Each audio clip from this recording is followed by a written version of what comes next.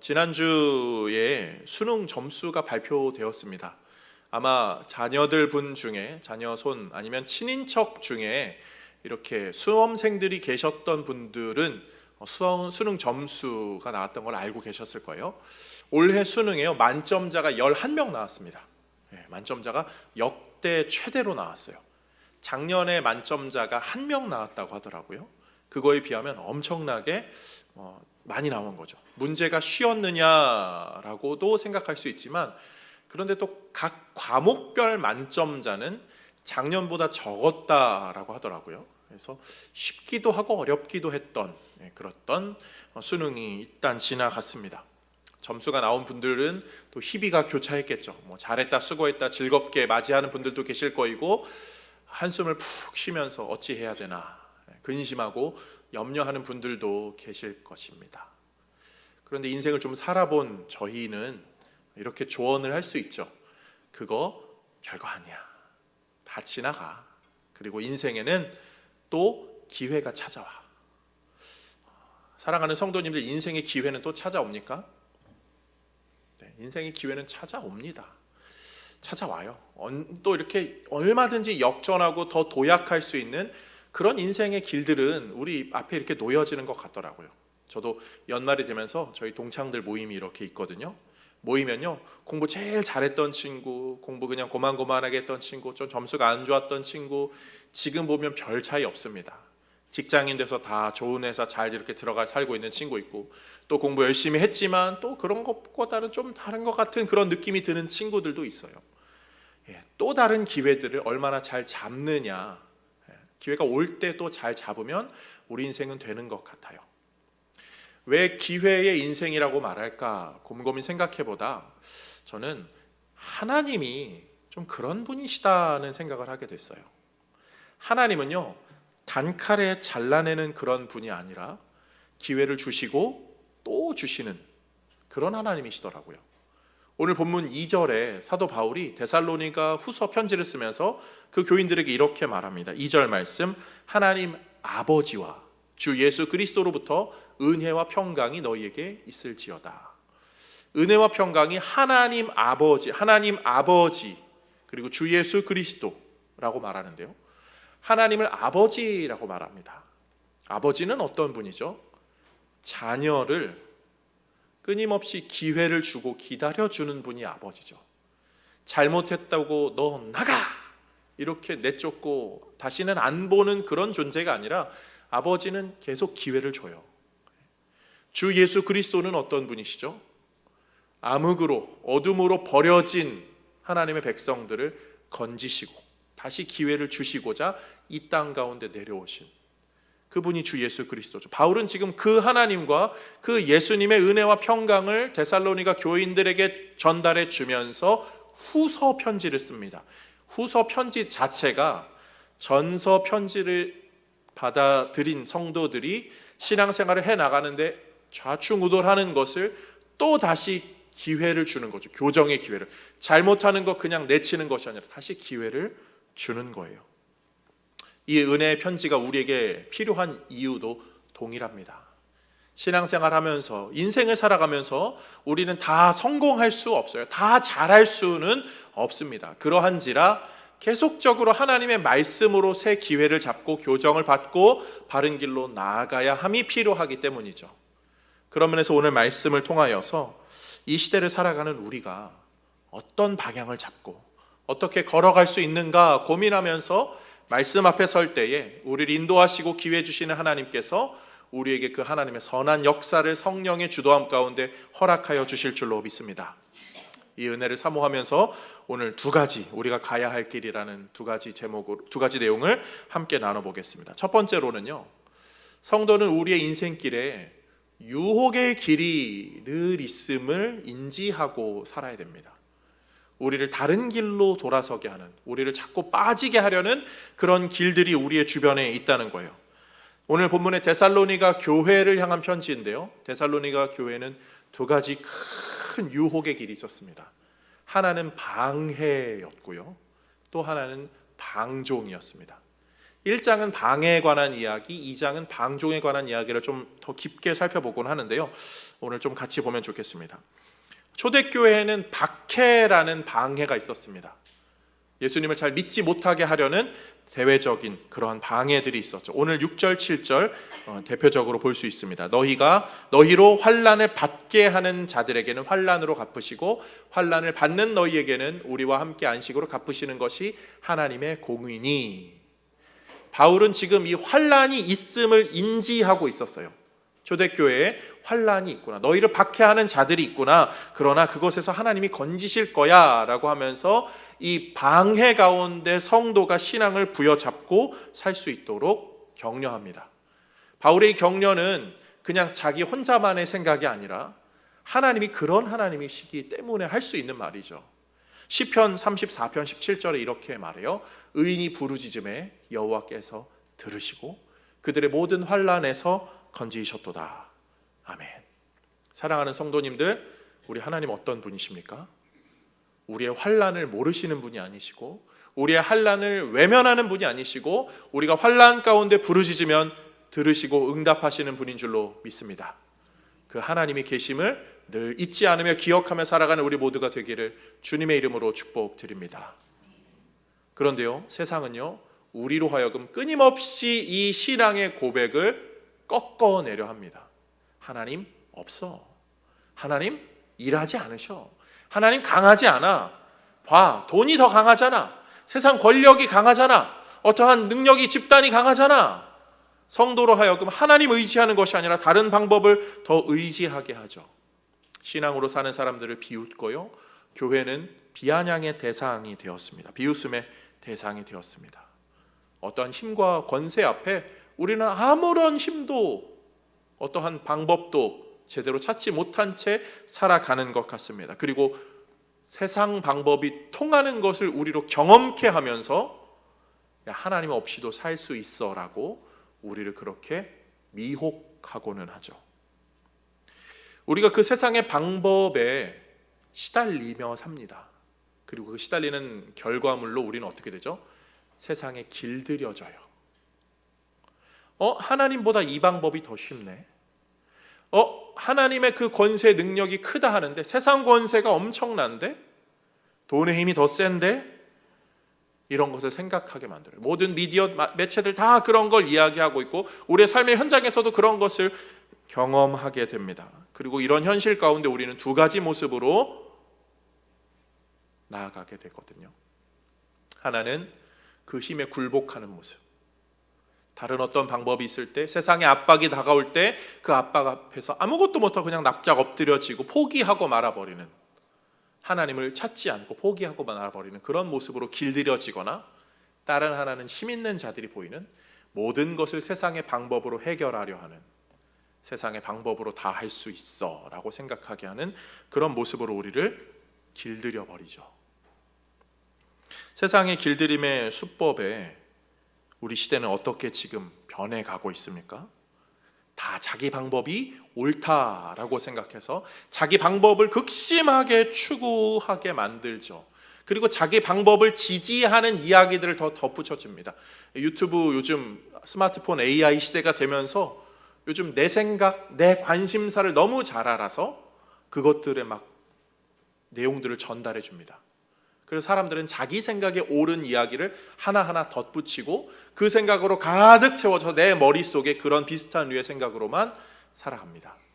그 길들여진 거죠. 그러다 보니까 나와 다른 사람은 악이 되는 거예요.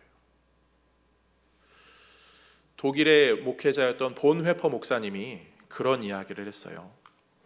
남의 말로 채워져 있는 네가 진짜 네냐? 남의 말로 가득 채워져 있는 너가 진짜 너냐고요. 이 시대에 우리의 모습이, 우리의 함정이 거기 있을 수 있는 것 같아요. 잠언에 이런 말씀 나오거든요. 잠언 29장 18절 말씀. 묵시가 없으면 백성이 방자히 행하거니와 율법을 지키는 자는 복이 있느니라. 말씀에 의한 생각이 우리 안에 자리 잡는 것이 아니라 다른 사람 생각, 다른 세상 방법, 내 개인적인 내 경험, 내 지식, 이런 걸로 우리가 채워져 있을 때 그것이 우리를 의로운 길로 인도할 거라는 착각, 그거 내려버려야 될 줄로 믿습니다. 우리 방자에 행하기 얼마나 쉬운지 모르겠어요. 초대교회 그러한 시대 속에서 성도들이 흔들리지 않도록 바울은 말씀으로 교정하는 거예요. 말씀의 인도함을 받아라. 말씀으로 이끌림을 받아라. 초대교회 성도들이 그랬거든요. 박해 가운데 신실하게 믿음을 지킨 사람들이 있었고, 박해 가운데 그냥 배도의 길을 걸어간 사람들이 있었고, 그 중간에서 때로는 여기 때로는 저기로 이렇게 저렇게 살아갔던 중간 영역에 있던 사람들이 있었습니다. 그런 이들에게 오늘 사도 바울이 이렇게 경고합니다. 6절에서 7절 말씀, 너희로 환난을 받게 하는 자들에게는 환난으로 갚으시고 환난을 받는 너희에게는 우리와 함께 안식으로 갚으시는 것이 하나님의 공의시니, 주 예수께서 자기의 능력의 천사들과 함께 하늘로부터 불꽃 가운데 나타나실 때에. 바울은 하나님의 공의를 이야기하고 있어요. 하나님의 공의요. 이번 한 주간 아마 나라 걱정 안 하신 분들 없을 거예요. 그 가운데 우리가 늘 마음에 추구하는 건 공의잖아요. 공의, 정의와 공의. 그리고 우리 기독교는 항상 공의와 사랑의 하나님을 이야기합니다. 그런데 이 정의와 공의가 어디 있으며 이 사랑과 용서 이런 것들이 어디 있죠? 이 시대 이번 주 한 주를 지내면서 저는 어떻게 설교를 해야 되지? 이 고민에 빠졌습니다. 저는 목회자로서 한 손에는 성경을, 한 손에는 신문을 들고 사역을 해야 된다고 생각을 해요. 그래서 시대가 반영되지 않는 말은 별로 의미가 없을 거고, 시대만 반영하면 너무 세속적이 되고, 이 균형을 잘 맞춰야 된다고 생각을 하는데, 제가 어떤 말씀을 전해야 될까 어제 저녁까지 머리를 쥐어 감싸고 뜯지는 않았습니다만 고민이 좀 많이 되더라고요. 목사가 눈치를 보고 설교를 해야 될까요? 눈치를 보지 말고 설교를 해야 되나요? 소신껏 고맙습니다. 눈치를 봐도 문제고요, 눈치를 안 봐도 문제잖아요. 근데 그러면 그냥 다른 직종에 계신 분들은 말 안 하면 되거든요. 근데 목사는 말을 해야 돼요. 그것도 우리의 삶에 관해 말해야 되고, 신앙에 관련되어 말해야 되고, 이 시대에 관련되어서 연결지어서 말을 해야 하는지라 도망가고 싶은, 원로 목사님 설교해 주세요라고 하고 싶은 그런 마음이 들 정도로, 그리고 친구 목사님들에게 서로 이야기하면서 이번 주 설교 어떻게 하지, 극과 극으로 나뉩니다. 뛰쳐나가자, 이렇게 저렇게 하자, 아무 말도 하지 말자, 똑같이 나오더라고요. 다양하게. 그런데 저는 이런 생각이 있어요. 우리가 다 길들여진 존재라는 거죠. 우리의 선택은 항상 옳을 수는 없어요. 늘 옳을 수는 없어요. 그런데 그렇다고 제가 말하는 건 우리가 잘못 살았다는 걸 이야기하는 건 아니에요. 우리 정말 열심히 살거든요. 밤낮 없이 일하고, 어떤 분들은 직업이 2개, 3개인 분들도 있고, 잠을 줄여가면서 일하고, 인생의 갈림길에서 선택을 할 때에 이상한 선택하는 분 없습니다. 최선의 선택을 합니다. 이게 최선이야 라고 선택하고 그렇게 살아옵니다. 그런데 우리가 한 최선이 진짜 100%의 선은 아니잖아요. 우리는 가능성의 선택을 한 거죠. 내가 생각하기에 이 정도. 그러니까 우리의 선택은요, 사실은 최선은 아니고 차악을 선택하는 경우가 많아요. 이것만은 안 될 것 같아서 이게 그나마 낫겠다 하는 선택을 할 때가 많거든요. 그러니까 우리의 선택에는 항상 100%보다는 불완전함이 섞여 있다는 것이죠. 그러면 이 100%가 아닌 불완전함이 섞여 있는 이 선택 길이 완벽할까요? 그럴 수 없다는 거죠. 그런 가운데 제가 함부로 제 생각을 이래라 저래라는 별로 유익하지 않다라는 생각을 하게 돼요. 그러면서 오늘 본문의 가르침을 더 집중하게 되었죠. 사도 바울이 10절에서 12절 이렇게 말합니다. 그날에 그가 강림하사 그의 성도들에게서 영광을 받으시고, 앞부분 볼게요. 11절. 이러므로 우리도 항상 너희를 위하여 기도함은, 12절. 우리 하나님과 주 예수 그리스도의 은혜대로 우리 주 예수의 이름이 너희 가운데서 영광을 받으시고 너희도 그 안에서 영광을 받게 하려 함이라. 아멘. 바울은요, 성도들에게 지금 이 이야기를 하는 거예요. 거기도 똑같이 박해 가운데 신실하게 반대하는 사람들, 창거하는 사람들이 있었고, 배교하는 사람도 있었고 중간에 어물쩍어물쩍 있는 사람도 있었는데 하나님께서 영광으로 다가오실 거야. 그리고 나는 너희들을 위해서 기도하고 있어. 그리고 하나님께서 영광으로 이끌릴 그런 성도들이 분명히 나타날 거야. 그러니까 너희들은 그 오실 주님을 기다리며 살자. 그 길을 바울은 제시하고 있어요. 그러면서 사랑하는 성도님들, 오늘 본문의 두 번째 핵심은요, 성도는 말씀으로 인한 지도함의 길, 말씀으로 인한 변화함의 길을 주저하지 않아야 한다는 거예요. 말씀이 나를 교정할 때, 말씀이 나를 가르칠 때 내가 생각하는 고집스러운 방법을 때로는 내려놓을 줄도 아는 것, 그게 신자가 가져야 되는 삶의 자세죠. 성경은 그렇게 우리에게 전해지고 있습니다. 데살로니가 교인들도 그러하고 역사적으로 수많은 시대 속에서 성경은 언제나 하나님의 길을 우리에게 제시해 줬죠. 무엇을 말하고 무엇을 생각하고 무엇을 표현하며 사십니까? 그건 우리가 배운 것에 기반한 거잖아요, 늘. 그런데 성도가 말씀에 기반한 배움이 있는 사람과 세상적인 것으로 배움이 가득한 사람이라면 분명히 둘은 차이가 있을 거예요. 그리고 우리가 추구해야 될 방법은 말씀으로 배워서 말씀으로 선택하고 말씀으로 말하고 표현하며 살아야겠죠. 다른 사람들이 하는 알고리즘에 이끌린 이야기, 그런 것들로 가득 채워서 하는 이야기는 온전할 수 없음을 늘 인지하면서 하나님, 완전하신 하나님의 말씀만이 내 안에 살아 숨쉬도록 그 말씀의 인도함을 따라 살게 하여 주옵소서. 우리는 그런 고백으로 좀 살아야 하겠습니다. 저는 좀 그렇게 살고 싶어서 제가 그래도 고집스럽게 추구하는 것은 배움의 자리예요. 저는 학교 다닐 때 막 수석에 막 그런 사람은 아니었거든요. 그래서 제가 늘 부족함이 있다라고 생각해서 더 배워야지 이런 마음가짐이 제 안에 늘 있었어요. 그리고 그것은 감사하게도 지금까지 쭉 이어지고 있습니다.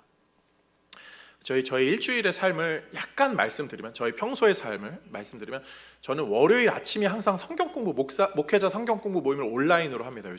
요즘은 줌이 잘 돼 있어서 옛날에는 가서 모여서 했는데 온라인으로 월요일 9시 반부터 성경 공부를 해요. 근데 그냥 공부하는 게 아니라 그거를 준비해야 돼요. 설교 하나 분량만큼 연구해서 준비를 해야 되거든요.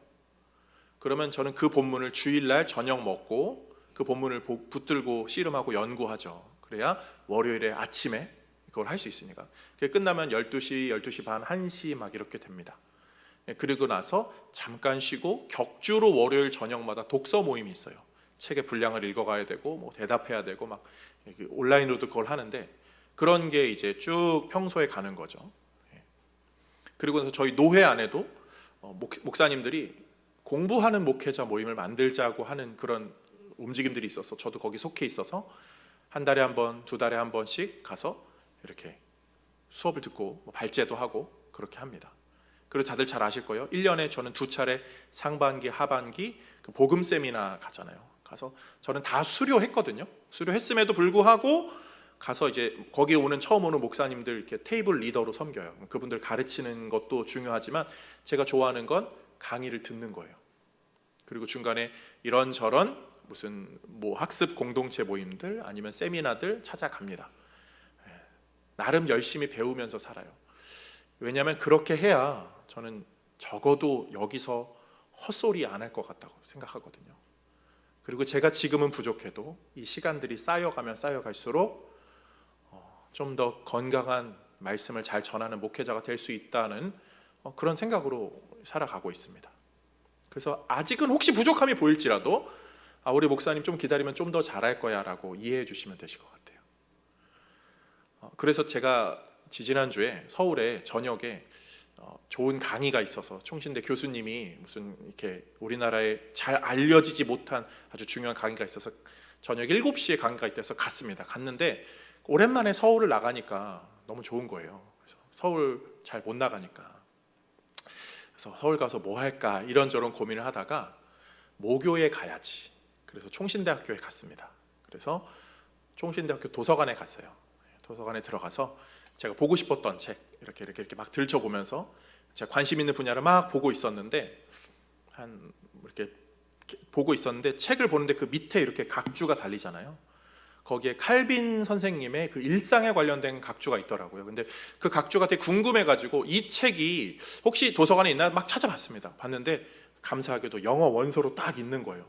그래서 제가 다 읽지는 못하지만 어느 정도 부분 발췌해서 떠듬떠듬 읽을 수 있으니까 찾아갔는데 칼빈 선생님이 어떻게 살았는가 이제 그 관심사였거든요.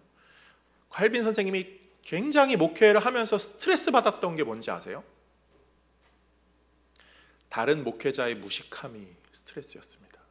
종교 개혁이 막 일어나고 있는데 사제에서 목회자가 되겠다고 한 사람들이 말씀을 모르고 말씀의 기본적인 자세가 안 되어 있는지라 그게 너무 스트레스가 되어서 금요일마다 목회자들을 모여서 같이 공부하는 모임을 만들었다고 하더라고요. 그리고 나서 칼빈 목사님의 취미가 뭔가 이렇게 막 그렇게 적혀 있는 내용이 있었는데 매일 저녁을 드시고 나서 책상으로 가는 게 취미였다고 하더라고요. 거기서 저술하고 성경 연구하고 가장 똑똑하신 분이 가장 훌륭하신 분이 그 시대의 석학이라 불릴 만한 가장 높은 지도자인 분이 그렇게 열심히 말씀에 천착하고 저술하고 그렇게 살고 있는데 발끝 따라가기도 힘들 것 같은 제가 어찌 그냥 인생을 허비하면서 목회한다라고 할 수 있을까? 그렇게 하지 말아야지 하면서 열심히 배우고 더 말씀을 연구해야지라는 마음으로 그날 저녁 세미나까지 잘 마치고 인천 오니까 11시가 넘더라고요. 근데 너무 기쁘게 다가왔습니다. 그러면서 제 마음속에 하나님 적어도 제가 이 동성교회 재단을 지키면서 말씀을 전할 때 그냥 편하게 좀 말씀드리면 헛소리하지 않게 해주세요. 말씀으로 인한 그 은혜 말씀만이 잘 전달되게 해주세요. 이 기도 제목이 저에게 더 깊게 자리 잡았습니다. 오늘 9시 예배 때 한 권사님이 대표 기도를 하실 때 52주 우리 목사님이 말씀을 잘 전하게 해주셔서 감사합니다 하는데 저는 그게 참 저에게 다가오더라고요. 허투루 말씀 준비한 그런 주간이 없이 정말 제 나름대로는 최선을 다했던 한 해가 또 이렇게 지나가는구나, 은혜로 지나가는구나. 근데 그 옛날 설교문을 지금 들춰보면 어떤지 아세요? 굉장히 부끄럽거든요. 말씀을 진짜 왜 저렇게밖에 못했지 막 하면서 보면요 늘 우리는 부족함이 많아요. 다시 말하면 우리 인생에 교정이 필요 없는 사람은 아무도 없다는 거예요. 저도 마찬가지고 우리 성도님들도 마찬가지고 우리 칼빈 선생님도 그렇게 부족함이 스스로 많게 느껴져서 열심히 하셨던 걸 보면 우리는 늘 배우고 가르침을 받아야 한다는 거죠. 무엇의 가르침을 받으시겠습니까? 말씀의 가르침을 받는 우리 모두가 되기를 주님의 이름으로 축복드립니다. 예수님이 이 땅 가운데 오셔서 하신 것 중에 하나가 가르침이에요. 그리고 이 가르침은 단순히 떠먹여주는 정도가 아니라 어떻게 사고하느냐는 거죠. 물고기를 잡아주는 것이 아니라 예수님은 때로는 물고기를 잡는 방법도 가르쳐 주시는 거죠. 마태복음 6장 28절에 이런 말씀이 나와요. 또 너희가 어찌 의복을 위하여 염려하느냐 들의 백합화가 어떻게 자라는가 생각하여 보라. 수고도 아니하고 길쌈도 아니하느니라. 산상수훈과도 쭉 이어지는 거죠. 그런데 들의 백합화의 이야기를 예수님이 왜 하죠? 백합화를 보면서 예수님은 그것으로 신앙적인 가르침을 하는 그 교육 방법 또한 가르치시는 거예요. 하나님에 대한 것도 하지만 그런 교육 방법, 우리의 가치관에 대한 교육도 거기에는 같이 들어있는 거거든요. 그러니까 우리가 무언가를 봐도요, 똑같은 걸 봐도 그냥 아무 생각 없이 지나가는 분도 있고, 똑같은 걸 봐도 영적인 생각을 하고 바른 생각을 하고 바른 결과물을 추론해내는 그런 분들도 있습니다. 그래서 한 노 목회자분, 신학자는요, 믿음은 추론하는 것이라고 해요. 그냥 똑같이 살아가지만 똑같이 살아가는 가운데 제대로 생각해내는 것이 진짜 믿음이라고요. 예수님은 그것을 우리에게 가르쳐 주셨죠. 이게 제대로 안 되는 사람들은 어떻게 될까요?